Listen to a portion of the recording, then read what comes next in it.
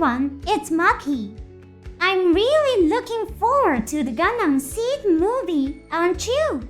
I'm sure the fans have been repeatedly watching the promotional videos, revisiting the previous works, and doing various other things.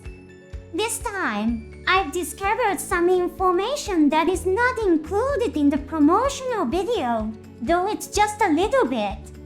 It's very small information, but let's enjoy it. We will be looking at the pictures disclosed at an event held by the film division of Bandai Namco Filmworks, the company that holds the rights to Gundam. This is an event where they explain the technical aspects of 3D CG modeling and animation. It was released at an event aimed at professionals involved in CG production and students who are studying the field. The Gundam Seed series is mainly created using hand-drawn techniques. While some models, such as the Baku and the battleship Archangel, appeared in the early part of the story using CG, the majority of the work was produced by hand, by professionals known as animators.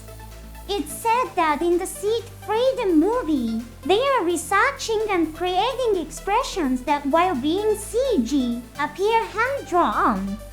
This seems to be a significant influence on future Gundam series. Now, we have the set model of the combat scene in the city. It is a video of the inside of a mobile suit cockpit walking in a place, like a river. It's highly likely to be the cockpit of the 105 Dagger, which appears in the second promotional video. It's a scene where it is attacking a target, which is the Zin. In this scene, where the Zin is defeated, a significant element will be explained. It was said that the intentions of the staff regarding the depiction of mobile suit battles in the film are shared among the team. In the film, it was revealed that when a mobile suit is defeated, they avoided covering it up with an explosion. They placed importance on depicting the machinery breaking down. While it is a very detailed direction, both depictions where the figure is hidden by an explosion and where the figure is not hidden were introduced as actual examples. The one where the Zin is clearly depicted will be used in the actual film. Try watching the movie with this information in mind. I think you will be able to feel the careful thought and attention of the production staff. You can understand that there are a lot of scenes depicted in this battlefield. In the promotional video, only 2 appeared, but in reality, there are many more scenes. The fact that there are so many may indicate that they are not from irregular groups such as terrorists who have accepted the diversion of the machines. In Mobile Suit Gundam Seed C-73 Stargazer, Azim was depicted engaging in destructive activities alone. There may be people who find it strange that so many scenes appear in the movies after the time of Seed Destiny. Considering the world setting of Gundam Seed, this is not strange at all. The Earth Alliance is a very large organization, so the generational change of mobile suits was extremely smooth. In the story of Gundam Seed Destiny, the fact that the Earth Alliance rarely features the older model mobile suits, such as the Striped Dagger, reflects this setting. On the other hand, Zaft, an organization smaller in scale compared to the Earth Alliance, will experience slower generational change of mobile suits. The appearance of many older mobile suits such as Zin, Sigu Baku, and In reflects this setting.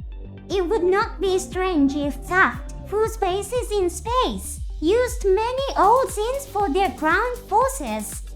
Zins are depicted shooting while hiding behind buildings.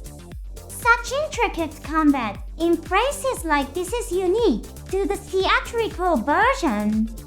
There are many objects that need to be depicted, including buildings and the destruction of buildings hit by attacks, so production requires time.